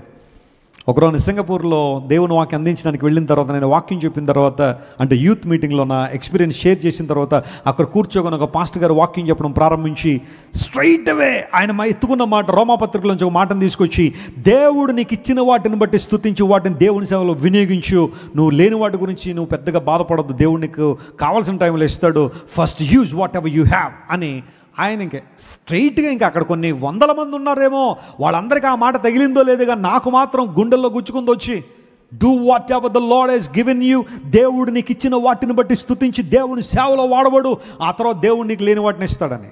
ఆ ఒక్క మాట నన్ను స్ట్రైక్ చేసింది ప్రియులారా. అంటే అప్పుడు నాలో ఉన్న ఒక చిన్న ఆలోచన ఏంటంటే, ప్రభు స్ప్లెండర్ బైక్ మీద చాలా తిరుగుతున్నాను, చాలా చోట్ల నడుము నొప్పి వచ్చేస్తుంది, 150 కిలోమీటర్ల రోజుకు ప్రయాణం చేసేవాడిని స్ప్లెండర్ బైక్ మీద సువార్త కోసం, ఒక చిన్న కారే ఉన్న కొంచెం చూడు ప్రభు అన్నట్టుగా ఉండేది. కానీ ఆ ప్రసంగం అయిన తర్వాత మరలా నేను ప్రార్థన అయితే చేశాను, కానీ అమితంగా దాని మీద ఆశ పెట్టుకోవాలా. ఎస్, ఈ బైక్ కూడా లేని వాళ్ళు చాలామంది ఉన్నారు, సైకిల్ మీద తిరిగి సేవ చేసేవాళ్ళు కొంతమంది ఉండుండొచ్చు. ఈ బైక్ దేవుడు మనకిచ్చాడు, ఉపయోగిద్దామని చెప్పి అదే బైక్ మీద ఆ రోజు నుండి ఇంకా ఎక్కువగా దేవుని సువార్త ప్రకటించేవాళ్ళు. సాయంకాలం 5 గంటలకు బయలుదేరితే మళ్ళీ తెల్లవారుజామున 5 గంటలకు వచ్చేవాళ్ళం ఆ బైక్ మీద వెళ్ళి దేవుని సువార్త ప్రకటించి. దేవుడు ఏనాడు కూడా ఆయన నన్ను విడిచిపెట్టలేదు. 2003 సంవత్సరంలో టాటా సుమో థర్డ్ హ్యాండ్, అప్పటికిద్దరు వాడేసి థర్డ్ హ్యాండ్ 90,000 రూపాయలు కొన్నాం. డ్రైవింగ్ కూడా తెలియదు, డ్రైవింగ్ ఎవరు చేస్తారో కూడా తెలియదు. మా నాన్నగారు తీసుకొచ్చి ఆ కారు ఆ ఇంటి ముందు పెట్టేయమన్నారు. టాటా సుమోలో ప్రియులరా గమనించండి, ఆంధ్ర తెలంగాణ రాష్ట్రాల్లో అడుగు పెట్టని చోటు లేదు. దేవుని నామమున స్తోత్రం కలుగునుగాక. ప్రతి ప్రాంతంలో తిరిగి దేవుని సువార్త ప్రకటించాం. అది అనుకుని ఉండదు, టాటా సుమోకే కనుక ఏమన్నా మనసు ఉంటే వాడడం అంటే మరింత దారుణంగా అన్నట్టుగా అనుకున్నదేమో. లక్షల కిలోమీటర్ల ప్రయాణం, ప్రతిరోజు ఎక్కడో చోట దేవుని సువార్త. ఆ టాటా సుమో టాప్ మీద నిలబడి వాకింగ్ చెప్పేవాడిని వీధుల్లో. కావాలంటే ఆ ఫోటోలన్నీ ఉన్నాయి, కావాలంటే ఎప్పుడైనా ఆ పరిచయ వివరాలన్నీ కూడా. రాజమండ్రి ప్రతి సెంటర్లో టాటా సుమో టాప్ మీద నిలబడి వాకింగ్ చెప్పేవాడిని. 2 గొట్టాలు 2 హార్న్స్ పెట్టి వాటిలో దేవుని వాక్యం అయితే చాలామంది ఆ వాక్యాన్ని వినేవారు. ఎందుకు ఈ మాట చెప్పాను తెలుసా? దేవుని స్వరం మనకు వినబడినప్పుడు మన జీవితంలో మార్పు అనుభవిస్తాం. We can experience a transformation. కొన్నిసార్లు దేవుని కొరకు అది చేయాలి ఇది చేయాలని ఆశ అయితే ఉంటుంది, కానీ వాటిని కార్యరూపంలో తీసుకురాలేము. ఏదో ఆశించి ఇంకా అది కావాలంటే ఇది ఉంటే అది బాగుంటుంది, అది ఉంటే ఇది బాగుంటుంది అన్న ఆలోచనలు ఉంటాం. కానీ బైబిల్ సెలవిస్తూ ఉంది, దేవుడు నీతో మాట్లాడినప్పుడు వెంటనే నువ్వు లోపడగలిగితే, ఆ స్వరానికి నువ్వు లోపడగలిగితే అద్భుతాలు చదువుతావు. పర్వత శిఖరంలో ఉన్న వారు కేకలు వేస్తున్నారు.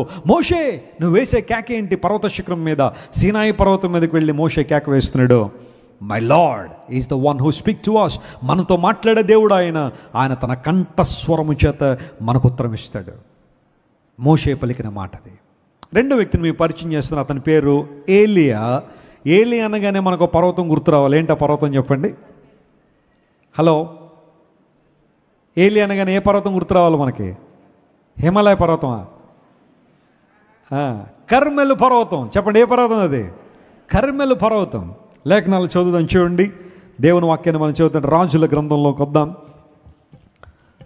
రాజుల మొదటి గ్రంథం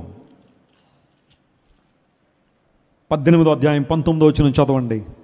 1 Kings chapter 18 verse 19. అయితే ఇప్పుడు నీవు ఇశ్రాయేలు వారినందరినీ యెజబెలు పోషించుచున్న బయలు దేవతల ప్రవక్తలను 450 మంది అషేరా దేవి ప్రవక్తలైన అషేరాను కొలుస్తున్న ప్రవక్తలు కొంతమంది ఉన్నారు. 400 మందిని, వారొకలో 400 మంది ఉన్నారు. నా యొద్దకు వారందరినీ కూడా కర్మేలు పర్వతమునకు, చెప్పండి ఎక్కడ తీసుకురావాలట? కర్మెలు పర్వతం దగ్గర తీసుకురా, పిలువనంపుమని చెప్పాను. పిలువనంపు ఏంటి? ఏం చేస్తావు ఏలి అక్కడ కర్మెలు పర్వతం దగ్గర? ఏం జరుగుద్ది అంటే, జాగ్రత్త వినండి. ఆహాబు యెజబెల్ అనే దుష్ట జంట ఆ రోజుల్లో ఇశ్రాయేలు దేశాన్ని పరిపాలన చేస్తున్నారు. యెజబెల్ వాస్తవానికి ఆమె సీదోన్ అనే ప్రాంతానికి చెందిన ఒక స్త్రీ. ఆహాబు ఆమెను పెళ్లి చేసుకున్నాడు. బహుశా బాగా అందంగా ఉందని చేసుకున్నాడో, లేకపోతే ఆమె చాలా డబ్బు ఉందని చేసుకున్నాడో, కారణం అయితే తెలియదు. కానీ సీదోనీయురాల్ని పెళ్లి చేసుకున్నాడు ఆహాబు. ఇప్పుడు వీళ్ళిద్దరూ కలిసి వివాహం చేసుకున్న తర్వాత దేవుని మహింపరచాల్సింది పోయి, ఇశ్రాయేలు రాజ్యాన్ని చక్కగా పరిపాలన చేయాల్సింది పోయి, చేయకూడని ప్రతి వ్యర్థమైన పని చేయడం ప్రారంభించారు భార్యాభర్తలు ఇద్దరు. అందరూ ఒకసారి నా వైపు ఇలా తిరగండి. కొన్ని కుటుంబాల్లో పరిస్థితులు ఎలా ఉంటాయంటే, భార్యాభర్తలు మంచి విషయాలకి యునైట్ అవ్వరు, కానీ చెప్పండి వ్యర్థమైన విషయాలకు మాత్రం వారిలో ఏముంటుంది చెప్పండి? గొప్ప ఐక్యత ఉంటుంది. ఇద్దరం కలిసి ప్రార్థన చేద్దాం రా అంటే రారో, ఇద్దరు కలిసి దెబ్బలాడుకుందాం అంటే చక్కగా వస్తారు. దెబ్బలాడుకున్నంతలో ఉన్నంత ఐక్యత చెప్పండి ఎక్కడ ఉండదు వాళ్ళకి? ప్రార్థనలో ఉండదు. ఇద్దరం కలిసి దేవుని వాక్యాన్ని మెడిటేట్ చేద్దామా, కాసేపు వాక్యాన్ని చదువుకుందామంటే రారు. ఇద్దరు కలిసి పక్కింటి వాళ్ళ మీద బూతులు తిట్టాలంటే మాత్రం చెప్పండి ఒకళ్ళ మీద ఒకళ్ళు ఇంకా బూతుల్లో PhD చేసినట్టుగా వాళ్ళ మీద వీళ్ళ మీద విరుచుపడుతుంటారు. అక్కడ ఉంటుంది ఐక్యత. ఇద్దరూ కలిసి దేవుని మందిరానికి రావాలంటే రారో. భర్త అంటాడు నువ్వు ముందెళ్ళు, నేను తర్వాత వెనకాల వస్తానులే అంటాడు. మన ఇద్దరం ఒకేసారి వెళ్ళాల్సిన అవసరం లేదులే, నువ్వు ముందెళ్ళి కూర్చొని, నువ్వు భక్తి ఎక్కువ కదా, నేను చివరిలో వచ్చి ఆ ముగింపు ప్రార్థన టైంలో కలుస్తాను. అదే సినిమాకి అలా అంటాడా? ఇద్దరు కలిసే ముందే, ఎంత ముందు అంటే గంట ముందు. ఎందుకంటే టికెట్లు దొరకాలి, మంచి సీట్లు దొరకాలి, ఇవన్నీ కావాలంటే గంట ముందు వెళ్ళిపోవాలి. ఇద్దరు బండి ఎక్కేసి వెళ్ళిపోతారు. ఎప్పుడు? సినిమా కోసం, వ్యర్థమైన వాటి కోసం. అదే ప్రార్థనకు వస్తారా కలిసి, దేవుని వాక్యాన్ని చదువుతున్నారా కలిసి, లేదంటే దేవుని మందిరానికి వస్తారా, సాక్ష్యం పంచుకుందామన్న ఆలోచన చాలా మందిలో ఎందుకు ఉండలేదంటే వ్యర్థమైన వాటి యందు ఉన్న ఆసక్తి దైవిక సంబంధ విషయాల మీద కొంతమందికి ఉండట్లా. ఆహాబు యెజెబెలు కూడా అలాంటి వాళ్ళే. వారు ఉన్నది దేవుని రాజ్యంలో, వారి పరిపాలన దేవుని జనాంగాన్ని, but still they have gone astray. వారు ప్రక్కదారి పట్టి దేవునికి అవమానం తీసుకొచ్చారు. ఆ సందర్భంలో దేవుడు ఏలియాను లేపుకున్నాడు. ప్రవక్తని ఏలియా వచ్చాడు. ఆహాబు, నీ దుష్టత్వాన్ని బట్టి, నీ మూర్ఖత్వాన్ని బట్టి 3.5 సంవత్సరాలు వర్షం అయినా ఈ ప్రాంతంలో మంచు అయినా కురవదు. వర్షం పడకపోతే పోయిందిలే, మంచు కురుస్తుంది కదా, పంటలు పండుతాయి కదా అనుకుంటున్నామేమో. మంచు కూడా, there will be neither dew no rain for 3.5 years.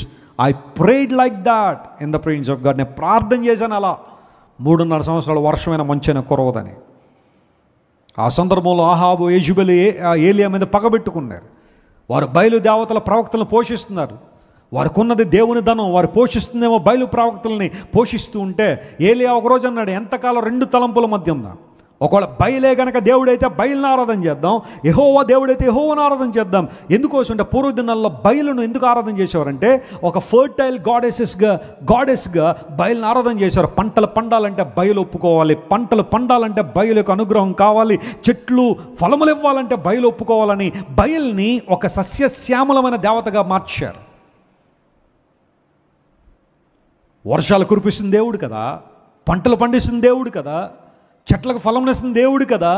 సత్యదేవుని వదిలిపెట్టి ఈ ప్రకృతిని ఆరాధించడం, లేదా ఈ వీటన్నిటికీ ఓ పేరు పెట్టి ఆరాధన చేయడం తప్పని ఏలియా ఖండించాడు. How many days you falter in 2 opinions, come to the mountain top of Carmel. రండి, కర్మెల్ పర్వతం దగ్గరికి వచ్చేయండి, అక్కడ తెలుద్దాం, వాస్తవం ఏంటో తెలుద్దాం, సత్యం ఏంటో గ్రహిద్దాం అన్నాడు. అటువైపు ఎంతమంది ఉన్నారంటే బయలు ప్రవక్తలు 450 మంది, అషేరాదేవిని ఆరాధన చేసేవాళ్ళు ఇంకో 400, మొత్తం 850 మంది అటువైపు ఉంటే ఏలియా ఒక్కడు ఇటువైపు ఉన్నాడు. స్తోత్రం చెప్పండి, హల్లెలూయా. ఏలియా ఒక్కడు అన్నట్టుగా మనం అనుకుంటున్నాం, కానీ ఏలియా ఒక్కడు కాదు, అతని వెనకాల ఎవరున్నారు? దేవుడు ఉన్నాడు, ప్రభు ఉన్నాడు. దావీదు ఒక్కడు అనుకుంటాం గొల్లియాతుతో పోరాడేటప్పుడు, కానీ దావీదు వెనకాల ఎవరున్నారు? దేవుడు ఉన్నాడు. when you stand for God, God stands for you by. దేవుడు నీ కొరకు నిలబడాలని ఆశిస్తే చేయగానే దేవుడు ఆకాశం నుండి కురిపించారు చెప్పండి, అగ్ని కురిపించి ఆ బలి పశువును, ఆ తర్వాత కట్టెలను, ఆ కట్టెల క్రింద ఉన్న ఆ గుంటలో ఉన్న నీళ్లు కూడా ఆవిరైపోయి చేశాడు. దేవుడు అగ్నిని కుమ్మరించడం ద్వారా తన ప్రభావాన్ని వెల్లడి చేశాడు. చెప్పండి కూడా దేవుని మహిమపరచండి, హల్లెలూయా. ఏలియా, కర్మెలు పర్వతం నుండి నువ్వు ఏం కేకలు వేస్తున్నావు, ఏం చెప్పాలనుకున్నావు ప్రపంచానికంటే? ఏలియా అంటాడు, నా దేవుడు నా ప్రార్థన ఆలకించేవాడు. చెప్పలు కొట్టి ప్రభువును మహిమపరచండి. My God is prayer answering God, and he does answer, he gives answer to the prayers that are prayed fervently in his presence. దేవుని సన్నిధిలో మనస్ఫూర్తిగా చేసే ప్రతి ప్రార్థనకు దేవుడు ఏమిస్తాడో జవాబునిస్తాడు. బయలు ప్రవక్తలు 100 మంది ఉన్నారు, శరీరాలు కోసుకున్నారు, భయంకరమైన కార్యాలు ఎన్నో చేశారు, డప్పులు మోగించారు, డమారాలు మోగించారు, కానీ ఎక్కడి నుంచి సమాధానం రాలా. వినమ్రతతో ఏలియా మోకాళ్ళతో ప్రార్థన చేశాడు. దేవుడు ఏమి ఇచ్చాడు చెప్పండి? సమాధానం ఇచ్చాడు. ఏలియా, కర్మెలు పర్వత శిఖరం మీద నిలబడి నువ్వు వేసే కేకలు ఏంటి? మోషే కేకలు వేశాడు, నా దేవుడు నాతో మాట్లాడేవాడని. ఏలియా కేకలు వేస్తున్నాడు, నా దేవుడు నా ప్రార్థన ఆలకించేవాడు, నా పక్షంగా నిలబడేవాడు ఆయన. ఎంతమంది నాకు ఎదురు నిలబడినా నాకు విజయాన్ని ఇచ్చే దేవుడు. My God is the one who gives me victory. విజయాన్ని ఇచ్చే దేవుడు, నన్ను బలపరిచే దేవుడు అని ఏలియా కేకలు వేస్తున్నాడు. దేవుని బిడ్డ వినో, నీ ముందు శత్రువు ఎంత బలంగా ఉన్నప్పటికీ, నీ ముందు శత్రు సమూహాలు ఎంత చెలరేగిపోతున్నప్పటికీ, నిన్ను అవమానించి ఇబ్బందులు పెట్టి నిన్ను రోడ్డుకి ఈడ్చాలని, బజారుకి ఈడ్చాలని ఎంతమంది ప్రయత్నం చేస్తున్నా, నువ్వు మోకాళ్ళు వేయగలిగితే ఆ మోకాళ్ళ ప్రార్థన వారందరి కేకలను అధిగమించగలదు. హల్లెలూయా. వారందరి కేకలను అధిగమించి నీకు విజయాన్ని ఇవ్వగలిగేది దేవుని సన్నిధిలో నువ్వు చేసే ప్రార్థనే. జాన్ నాక్స్ అనే దేవుని సేవకుడు చాలా అద్భుతమైన ప్రార్థనా పరుడు. ఆయన ఒకసారి ఇంగ్లాండ్ క్వీన్ ఆయన గురించి ఒక మాట చెబుతూ ఏమంటుందంటే, I fear John Knox prayer more than 10,000 soldiers of Scotland. Scotland దేశంలో ఉన్న 10,000 మంది సైనికుల కన్నా జాన్ నాక్స్ గారు మోకాళ్ళు వేస్తే నాకు భయం ఉంది. ఎందుకోసం తెలుసా?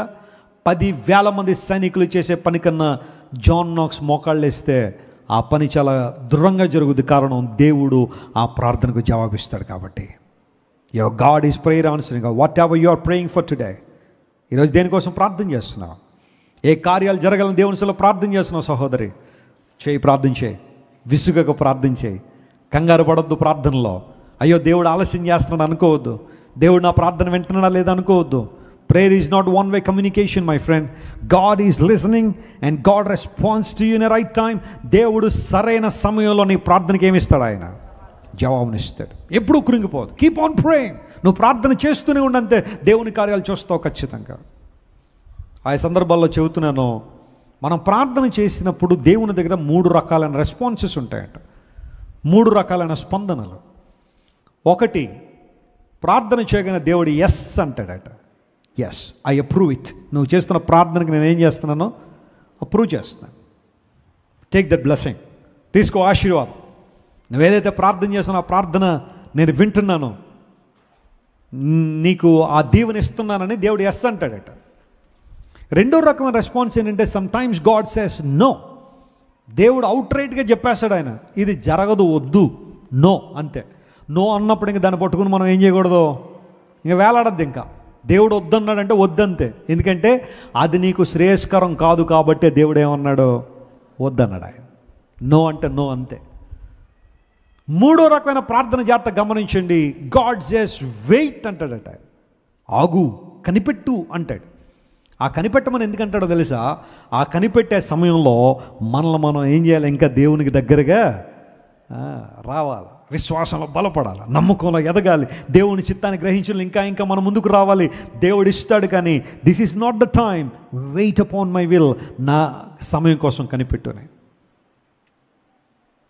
నీ రెస్పాన్స్ ఏంటి? ప్రార్థన చేసేటప్పుడు కొన్నిసార్లు దేవుడు ఏమైనా కొంచెం ఆలస్యం చేయగానే మనం ఇంకా సుప్రీంకోర్టు జడ్జిల్లాగా ఏం చెప్పేస్తూ ఉంటాం? తీర్పులు.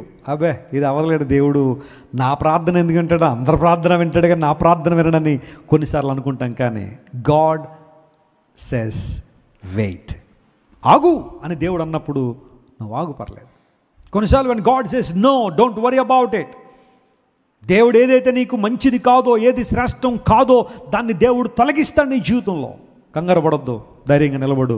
ప్రభువా నీకు ఇష్టం లేదు, నాకు కూడా ఇష్టం కాదు ప్రభు. నీకేదైతే ఇష్టమో అది నాకు ఇష్టం, నీకు ఇష్టం కాదు ఏది కూడా నాకు వద్దు ప్రభు అని తగ్గింపుతో ప్రార్థన చేయగల దేవుని సన్నిధిలో. కొంతమంది అలా చేయకుండా దేవుడు వద్దు అంటున్నా, కావాలి ప్రభు కావాలి, బిలాంలాగా ఏం చేస్తారు చెప్పడు కొంతమంది ప్రార్థన. దేవుడు అన్నాడు బిలాంతో, వద్దయా వద్దు వద్దు వద్దు అంటే, ప్రభువా డబ్బు కట్ట చూసినప్పుడల్లా నాకు శోధన వచ్చేస్తుంది, ఆయన నేను వెళ్ళి తీరాల్సిందే. సరే అయితే వెళ్ళు అన్నాడు. వెళ్ళిన తర్వాత ఏమైంది? ఒక గాడిద, అంటే ఆయన గాడిదే, దాని మీద ప్రయాణం చేస్తున్నాడు.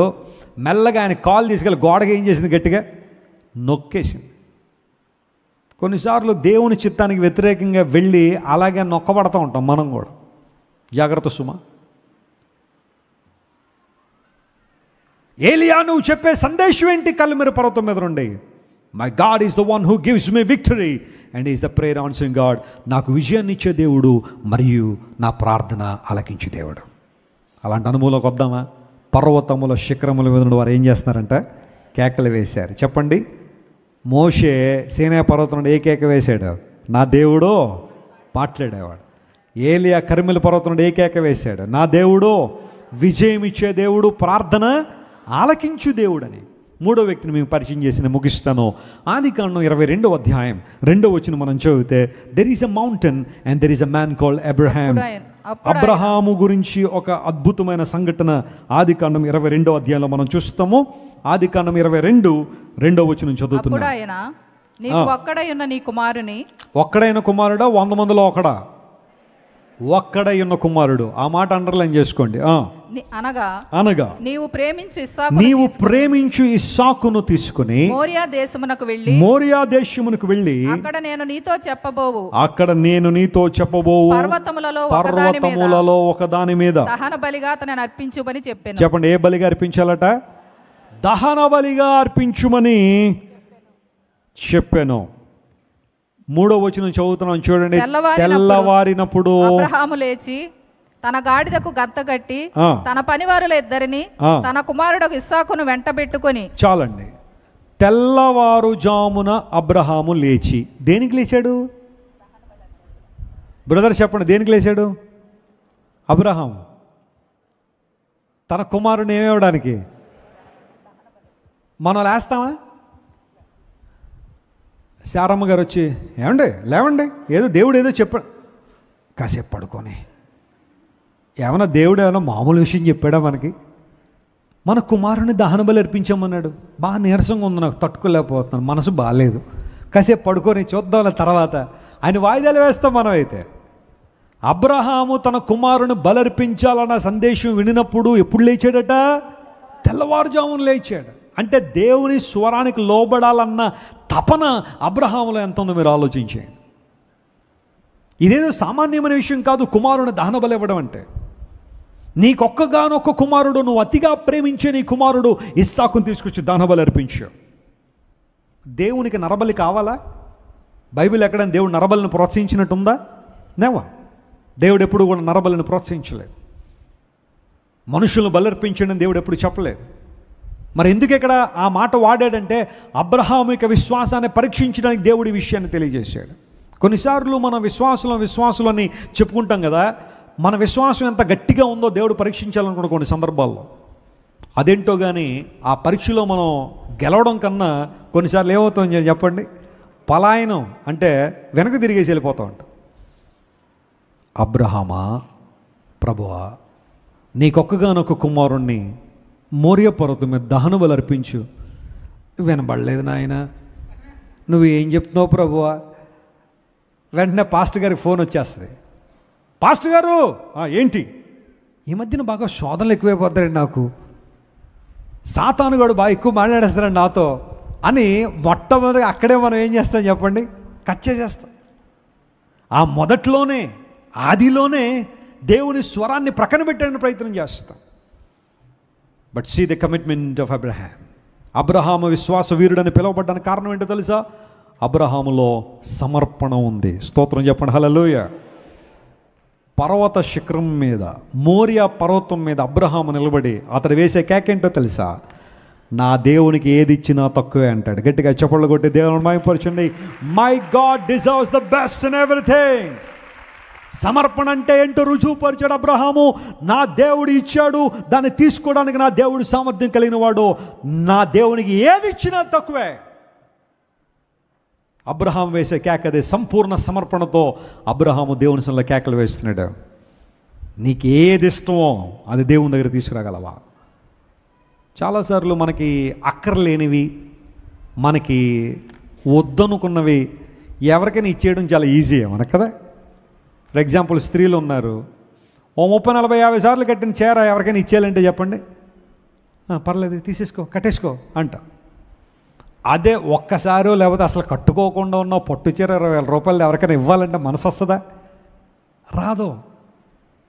మాట్లాడరేంటండి? వస్తుందా మీకు? మనసు వస్తుందా? కొంతమంది ఏం చెప్తే ఏమైద్దా అని. This is fact, reality. అంత ఈజీగా ఇవ్వలేరు. మా ఆయన గారు కొన్నారండి, ఓ ఇవ్వనండి. క్రిస్మస్ పండుగ కొన్నానండి, ఇది ఇవ్వనండి. ఎస్టర్దండి చీర అసలు ఇవ్వనండి. ఓ 30, 40, 50 సార్లు కట్టుకున్న తర్వాత ఇచ్చేస్తానండి అన్నట్టుగా. మనకు అక్కర్లేదు అనుకున్నాం ఇవ్వడం చాలా ఈజీయే. పాడైపోయిన డొక్కు సైకిల్ ఇచ్చేవి అంటే ఇచ్చేయడం ఈజీయే, కానీ కొత్త సైకిల్ ఇవ్వాలి అంటే ఇవ్వగలవా ఎవరికైనా? నీకు ఇష్టమైంది ఏదైనా దేవునికి ఇవ్వాలంటే ఇచ్చే మనసు మనలో ఉంటుందా? కొన్నిసార్లు ఆలోచించేయండి. మా నాయనమ్మ కృష్ణా జిల్లాలో వారు ఉండేవారు, తమరిస్ అనే గ్రామం, గుడివాడ దగ్గర. అక్కడే మా నాయనమ్మ మా తాతయ్య నివసించేవారు. మా నాన్నగారు చెబుతూ ఉంటారు ఆయన జీవిత అనుభవాలు, వారి కుటుంబంలో ఆయన సందర్భాల్లో చెబుతున్నప్పుడు, మా నాయనమ్మ చాలా పొదుపు కలిగిన స్త్రీ. అలా అని చెప్పి దేవునికి ఎప్పుడు ఇవ్వడంలో వెనుకడుగు వేయలా. దేవునికి ఇచ్చే భాగాన్ని దేవునికి ఇస్తూనే కుటుంబాన్ని జాగ్రత్తగా చాలా వైజ్గా నడిపిస్తుండే. 6 పిల్లలు సరిపోకుండా తెచ్చుకుని పెంచుకుంది. ఒక రోజున ట్రైన్లో ప్రయాణం చేస్తుంటే విజయవాడ రైల్వే స్టేషన్లో వాళ్ళ బంధువులు ఆమె ఒక కుమారుడిని పట్టుకుని ఏడుస్తూ ప్లాట్ఫామ్ మీద నిలబడింది. మా నాయనమ్మ గబగబా ట్రైన్ దిగి వెళ్ళి, అమ్మ ఏంటి, ఎందుకు ఏడుస్తున్నావు అంటే, మేము ముగ్గురం చచ్చిపోదాం అనుకుంటున్నాం, మేము బతకడానికి అవకాశం లేదు అని అంటే, చచ్చిపోవడం ఎందుకమ్మా, బ్రతుకు పర్లేదు, కావాలంటే నీకు భారం అనుకుంటా ఆ బిడ్డను నాకి నేను పెంచుతాను అని చెప్పి ఆ పిల్లని తీసుకుంది. 6 పిల్లలు అప్పటికే మా నాయనమ్మకి, ఇంకా పిల్లల మీద మక్కువ చావలేదు. ఆ అబ్బాయిని తెచ్చుకొచ్చి పెంచుకోవడం ప్రారంభించింది. నాకు తెలుసు ఈ 6 కన్నా అబ్బాయిని బాగా చూసేది మా నాయనమ్మ. వీని ఎక్కడి నుంచో తెచ్చాం కదా, ఎవరో అబ్బాయి కదా ఎప్పుడు చూడలే, సొంత కొడుకులా చూసుకుంది. తన మీద ఎక్కువ ఆశ మా నాయనమ్మకి. అలా పెంచింది చాలా చక్కగా. అలాంటి సందర్భంలో మా నాయనమ్మ చాలా పొదుపుగా అన్ని పనులు చేసుకుంటూ ఒక స్కూల్లో పనిచేసేది, కోళ్ళు పెంచేది, రకరకాలైన ఆ పనులన్నీ చేసి ఏదో కుటుంబం నడిపించాలి. ఒక రోజున ఆ కోళ్ళు పెంచుతున్నప్పుడు ఒక కోడి పిల్లల్ని పెట్టింది. పిల్లల్ని పెట్టగానే ఒక 6-7 పిల్లలు వస్తాయి కదా, ఆ పిల్లలు చూడగానే చక్కగా పిల్లలన్నీ ఆడుతూ ఉంటే మా నాయనమ్మ మా తాతయ్యతో అందే, ఏమంటే ఈ పిల్లలు కొంచెం పెరిగిన తర్వాత అందులో ఒక కోడి పిల్లలను పట్టుకెళ్ళి దేవునికి ఇచ్చేద్దామండి, దేవుని మందిరంలో ఇచ్చేద్దామని. మా తాతయ్యకి అసలు దేవునికి ఏదైనా ఇవ్వాలంటే ఇష్టం ఉండకపోయేసరికి సర్లే చూద్దాం అన్నాడు. ఈ లోపల కోడి పిల్లలు కొంచెం పెద్ద అయిన తర్వాత అన్నీ బాగున్నాయి, కానీ ఒక కోడి పిల్ల కొంచెం సరిగ్గా నడవలేకపోతుంది, కాళ్ళు కొంచెం అవిటితనం వచ్చి కుంటుతూ ఉంది. మా నాయనమ్మ అందే, ఏమండి ఒక కోడి పిల్లలు దేవుని మందిరానికి ఇచ్చేద్దామని అంటే మా తాతయ్య చూస్తే అందులో ఒకటి ఏం చేయట్లేదు, సరిగ్గా నడవట్లేదు. అప్పుడు అన్నాడు, అది ఇచ్చే. ఎవరికి? అదేంటండి, అది సరిగ్గా నడవలేకపోతుంది కదా, ఉన్నదానిలో మంచిది ఇద్దాం. కుదరదు, నువ్వు ఇవ్వాలనుకుంటే అది ఇచ్చేయి, లేకపోతే మాట్లాడగన్నాడు. సరే మా నాయనమ్మ దాన్ని తీసుకొచ్చి ఓ పురుకోస కట్టి దేవుని మందిరంలో వదిలిపెట్టింది. ఆ దేవుని మందిరంలో కాంపౌండ్ ఉండేది, ఆ కాంపౌండ్లో వదిలిపెట్టేసింది. అక్కడ ఒక దైవజనురాలు ఉండేవారు, పంతులమ్మ గారిని పిలిచేవాళ్ళం. పంతులమ్మ గారు, ఇది కాంపౌండ్లో పెరుగుద్దండి, ఇక్కడ వదిలేయండి అని. సరే దాన్ని అక్కడ వదిలేశారు. ఈ లోపల 3 రోజులకి మొదటి కోడే మునగదీసింది. అంటే ఏదో వ్యాధి వచ్చింది అని కూర్చొని లేగలేదు ఇంకా. అలా జాగ్రత్తగా మెల్లగా నిష్క్రమించింది. తినడానికి కూడా లేదు అది, ఎందుకంటే జబ్బు వచ్చింది అది. తీసుకెళ్ళి మా తాతే పడేసాడు పొలంలో ఎక్కడో. రెండోది మునగదీసింది, అది కూడా నిష్క్రమించింది. అలా మొత్తం 5 రోజుల్లో మొత్తం 5 కోళ్ళు వెళ్ళిపోయినాయి. విచిత్రం ఏంటి అంటే, దేవుని మందిరంలో ఉన్న ఆ నడవలేని కోడి ఉంది కదా, అది మాత్రం ఆరోగ్యంగా ఉంది. స్తోత్రం చెప్పండి, హల్లెలూయా. ఎందుకు మాట చెబుతుంటే, కొన్నిసార్లు మన టెండెన్సీ ఎలా ఉంటుందంటే, మనకి ఏది అక్కర్లేదో దానికి ఇచ్చేయడం మనం ఓకే, పర్లేదండి, దీనివల్ల నాకు ఉపయోగం లేదు కాబట్టి ఇచ్చేస్తున్నాను. But God never wants that. దేవుడు అలాంటి కోరడం లేదు. దేవునికి సమయం ఇచ్చినప్పుడు ప్రైమ్ టైం అంతా కూడా వ్యర్థమైన వాటి కోసం వినియోగించి, లోకానికి వినియోగించి, చివరిలో ఎక్కడో మిగిలిపోయిన 2-3 నిమిషాలు ఆయనకి ఇచ్చేద్దామంటే అక్కర్లా ఆ సమయం దేవునికే. ఉదయం లేచిన రాత్రి పడుకున్నదాకా ఇష్టానుసారం తిరిగేసి రాత్రి పడుకున్న తర్వాత ప్రార్థన చేసి ప్రభువా నన్ను కాపాడేని దూతలు పెట్టాయంటే ఆ సమయాన్ని దేవుడు అంగీకరించేవాడు కాదు ఆయన. ఉదయం నుండి రాత్రి పడుకునేదాకా ఆ పుస్తకాలు ఈ పుస్తకాలు ఆ సన్నివేశాలు ఈ సన్నివేశాలని చదివిన తర్వాత రాత్రి పడుకునేటప్పుడు ఏదో ఒకసారి అలా బైబిల్ తెరిచి ప్రభువా 117 కీర్తన 2 సార్లు చదువుకుని పడుకుంటానంటే అక్కర్లా, ఆ భక్తి అక్కర్లా దేవునికే. దేవునికి ఇచ్చిన సంపాదన అంతా కూడా అటు ఖర్చు పెట్టి ఇటు ఖర్చు పెట్టి అన్నీ అయిపోయిన తర్వాత చివరి దానిలో ఓ 1000 రూపాయలు మిగిలితే దానిలో 100 రూపాయలు దశంభాగం అని కవర్లో పెట్టేసేస్తానంటే అక్కర్లా. అది God wants the best from you in everything. ఎందుకంటే దేవుడు నీకు అన్ని విషయాల్లో శ్రేష్టమైన వాటిని ఇస్తున్నాడు కాబట్టి. Hallelujah. Give your best to God, he deserves it. And Abraham is teaching that lesson to all of us. Our God deserves the best from us.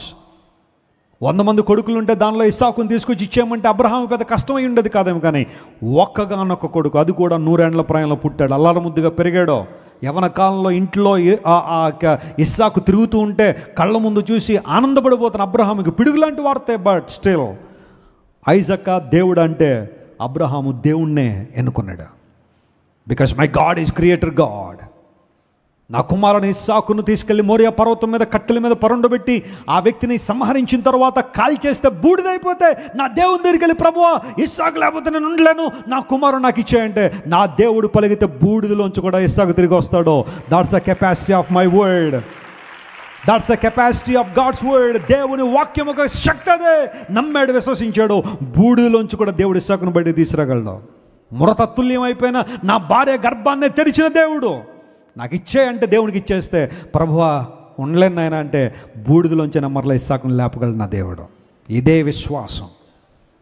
Abraham Morya పర్వతం మీద వేసిన కేకలు ఏంటో తెలుసా? Give your best God.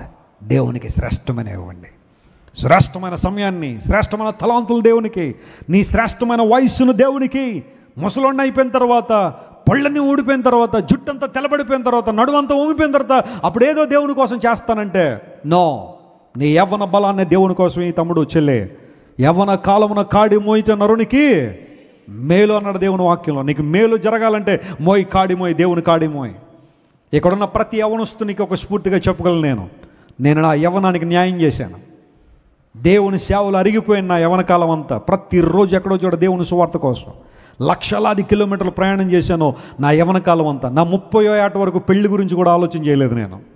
దేవుని సేవలో వాడబడాలా, ఆయన కోసం ముందుకెళ్ళాలని ఆలోచన. ఇక్కడున్న యవనస్తులు స్ఫూర్తిగా చెబుతున్నా, ఎప్పుడో ఏదో చేస్తానంటే జరిగేది కాదు. ఒక యవనస్తుడు ఒక పాట రాశాడు. యవన కాలంలో ఉన్నాడు, లోకంలో తిరుగుతున్నాడు, ఇష్టానుసారం బ్రతుకుతున్నాడు. ఒకరోజు భయంకర యాక్సిడెంట్ హాస్పిటల్లో అడ్మిట్ చేశారు, ఐసీయూలో ఉన్నాడు. ఐసీయూ బెడ్ మీద పడుకుని ఈ పాట రాశాడు. హృదయారణ్యంలో వినబడుతుందో కేక, వినిపించుచున్నది కేక నాకు అనే పాట హాస్పిటల్ ఐసీయూలో రాశాడు ఆ యవనస్తుడు. నాకు బలం ఉన్నంత వరకు చేయలేదు నీ సేవ, ఇప్పుడు బలం అంతా పోయి హాస్పిటల్ ఐసీయూలోకి వచ్చిన తర్వాత ఇప్పుడు చేయాలనిపిస్తుంది ఆయన. నాకు స్వరం ఉన్నంత వరకు పాడలేదు నీ పాట, స్వరం అంతా పోయాక పాడాలనిపిస్తుంది నీ పాట. నాకు కనుదృష్టి ఉన్నంత వరకు చదవలేదు నీ మాట, కనుదృష్టి పోయిన తర్వాత వాక్యం చదవాలని ఆశ కలుగుతుంది. అప్పుడు కలగడం ద్వారా ఉపయోగం ఏముంది? వృద్ధాప్యంలో అయిన తర్వాత దేవుని దగ్గరికి రావద్దు అని నేను అంటల్లా. ఇక్కడ ఎవరైనా వయసు పైబడిన వాళ్ళు ప్రభు దగ్గరికి వస్తే కాదంటలేదు, కానీ యవనస్తులారా వినండి, అప్పుడు వస్తాను, ఆ కాలంలో వస్తానని దేవునికి ఇచ్చిన శ్రేష్టమైన సమయాన్ని, తలాంతులను, దేవునికి ఇచ్చిన జ్ఞానాన్ని, తెలివినంత లోకానికి ఖర్చు పెట్టి అంతా అయిపోయిన తర్వాత ఎప్పుడు దేవుని దగ్గరికి వస్తానంటే ఏంటి ఉపయోగం? God can use anybody in your place. దేవుడు నీ స్థానంలో మరెవరినైనా వాడుకుంటాడు, కానీ నష్టపోయేది మాత్రం నువ్వే. నువ్వు లేకపోతే దేవుడికి మరొకళ్ళు ఉంటారు, కానీ దేవుని కనుక నువ్వు ప్రక్కన పెడితే నీకెవరు ఉంటారు చెప్పు? లేఖనం సెలవిస్తూ ఉంది.